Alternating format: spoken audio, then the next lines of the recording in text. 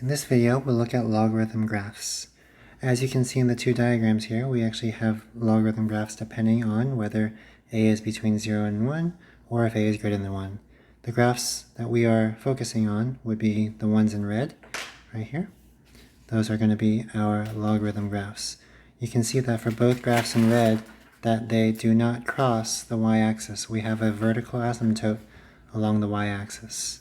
So one thing that we definitely know about the domain of these graphs is that the domain is always going to be greater than 0. So we can say 0 to infinity, non-inclusive. And then the range you can see extends all the way from negative infinity all the way up to positive infinity. Same thing for this case. It goes from infinity to negative infinity. So the range will always be negative infinity to infinity. You also see that in both cases, the x-intercept is always the same location at the point 1, 0. Why is this the case? Well, because if you plug in a value of 1, we know that log 1 is always equal to 0. And for both cases, there is also no y-intercept because there's a vertical asymptote there, and it will never cross the y-axis. The y-axis, x equals 0, is we just said this, is a vertical asymptote. A logarithmic function is decreasing if a is between 0 and 1, and increasing if a is greater than 1.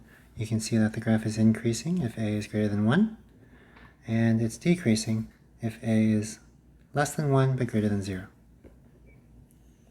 The graph of f contains the points. You can see here that one important point to test would be plugging in x is 1, so that'd be important, 1, 0. Another property of logs that you can work with is saying log base b of b. If you do the loop trick, you know that's always going to equal 1. So log base b of b is 1, meaning that if we plug in the value, maybe I shouldn't use the word b, maybe I should use the a instead. Log base a of a is 1, so therefore you're plugging in the point a comma 1. Another point you can test is its reciprocal, so you can also do the point 1 over a comma negative 1. The graph is continuous, as you can see, with no corners or gaps. So, taking a look at the properties of logs, let's focus up above to find the domain of a log function. If we basically know that a log graph always has to have x values that are greater than 0, keep in mind that when we are looking for the domain then, we want these x values, like this x minus 2, to basically be greater than 0. So in this case, what we're seeing is that x has to be greater than 2. If that's going to happen, then we can say that the domain is going to be 2 non-inclusive to infinity. Similarly, we want this value in b to be greater than 0, x plus 3 over x minus 1. However, there's a few more restrictions we have to consider. As you look at x plus 3 over x minus 1, you know that this x minus 1 will give you an asymptote when x is equal to 1. You cannot have x equal to 1 in this case. Okay? And also, likewise, remember how this whole expression, this rational function, cannot equal 0 either. Because remember that there is technically an asymptote here that never touches the value when x is 0. So for that reason, we're also saying that x plus 3 cannot equal 0 either. Which means x cannot equal negative 3. So it can't equal negative 3, it also cannot equal 1. I'm going to do a little sign analysis chart here, 1 for negative 3 and 1 for 1, and test what happens as I plug values in between. Let's say, for example, I plug in a value like negative 4. If I plug a value like negative 4 into my function here, then I'm going to get negative 4 plus 3. That'll give us a negative value, divided by a negative minus 1 will give us a negative value. So we have negative over negative. Let's see if that works out. Negative over negative is a positive number. So can you have log of a positive number? Sure, log of a positive number always exists in our graph. So this is going to be an area we definitely want, that positive area.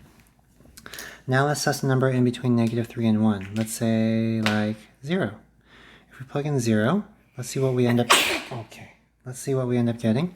we're going to get log of 0 plus 3, that's a positive number, over 0 minus 1, that's a negative number. So you're saying that you get a log of a negative number.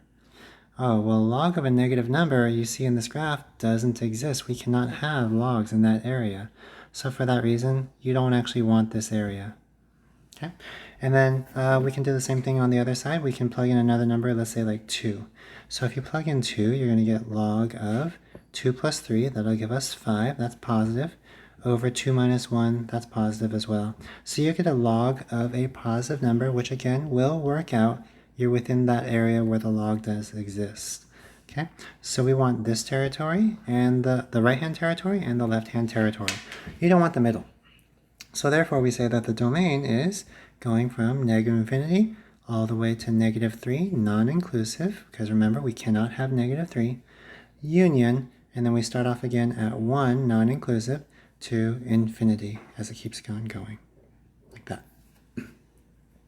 All right, let's take a look at a log graph. All right, so graph f of x equals 3 ln of x minus 1. Well, as I think about the transformations, I know that my parent function is going to be in the form of y equals ln of x. Okay, and as I think about the parent function, one thing I want to remember is as I go back to my previous page that I have a couple of log properties that will really help me in finding at least 1 and 2 points on my graph. Let's go ahead and do that here. If I know that I plug in an x value of 1, I will always get 0, which means my ordered pair that I can have is 1, 0. Also, if I plug in a number with the same base, so in this case, because it's natural log, my base is e. So if I plug in e, I will get the equivalent value of 1, meaning my other ordered pair will be e, comma 1. So those are going to be the 2 points I want to plug in as my parent function. Okay, so let's go ahead and do that. I have the point 1, 0 and the point e1. I know e is equivalent to about 2.71, so 2.71 will look something like this. You can kind of imagine that my graph will look something like this. There's my natural log function. Okay. Now, keep in mind that this is only the parent function. It's not my transformation. I now need to apply the transformation. Just like we've done in previous transformations, the first transformation we need to do is first apply the 3. Working with PEMDAS, working with the multiplication first, and then doing your shifts at the very end. Okay, so if we have to multiply by 3, keep in mind what does that 3 affect? It affects the y value. So you're multiplying your y value by 3. So anytime I had a point, let's say I had the point 1, 0, if I multiply the y value by 3, oh, I'm still at 1, 0.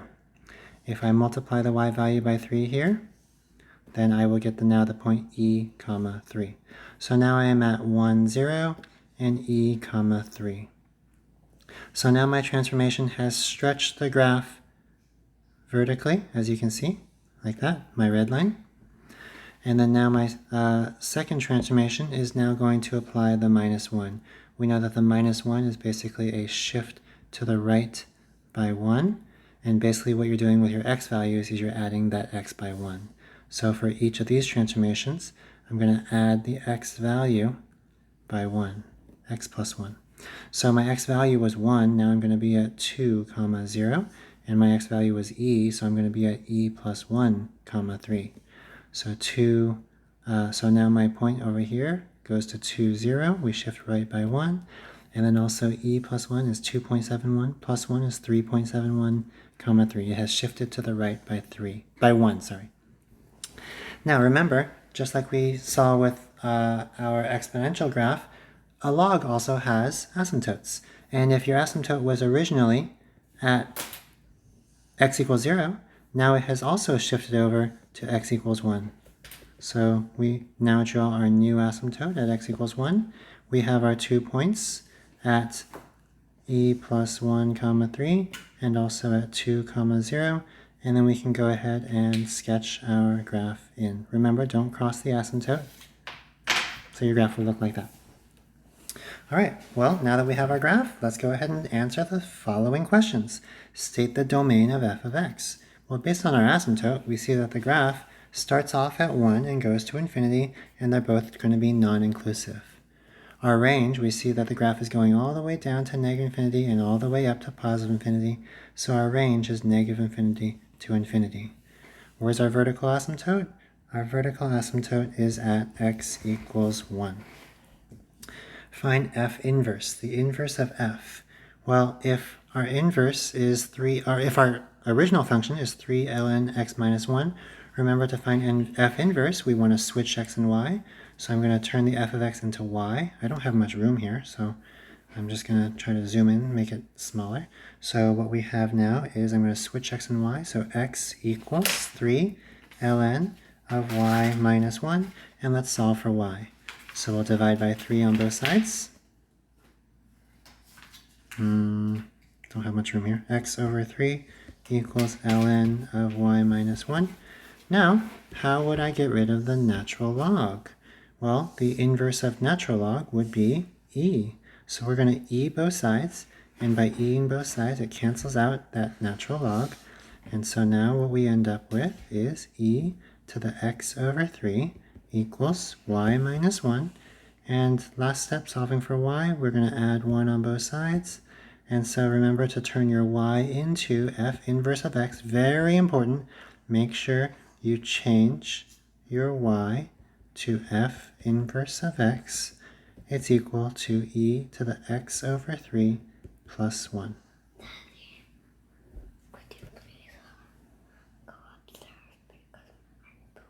Okay. All right, let's do e now. Use f inverse to confirm the range of f found in part C. Okay, so if we found that the domain of our function was 1 to infinity, then that's going to be the range of f inverse, right? Because we switch x's and y's. So that's going to be 1 to infinity. From the domain of f, find the range of f inverse. So if we found the range of our original function, negative infinity to infinity, then the domain of our f inverse is going to be negative infinity to infinity. Like that. Okay. Because remember, the x's and y's will always switch for inverse and its original function. All right, letter f, graph f inverse on the same set of axes as f. Well, we know that the inverse is always just a reflection across the line y equals x. So I'm just going to go ahead and graph y equals x. Like that. There's a lot of dotted lines here, actually. Let me erase a couple of them.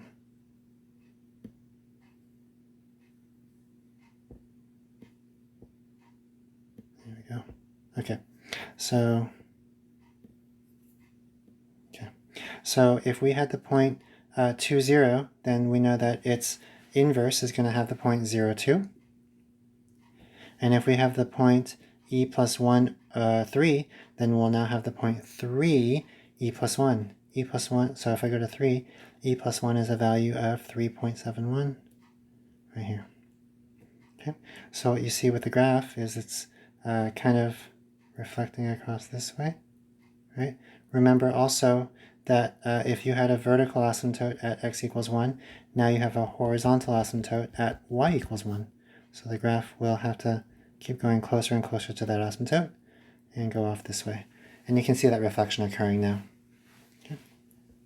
All right, so that'll conclude our video on graphing logarithms.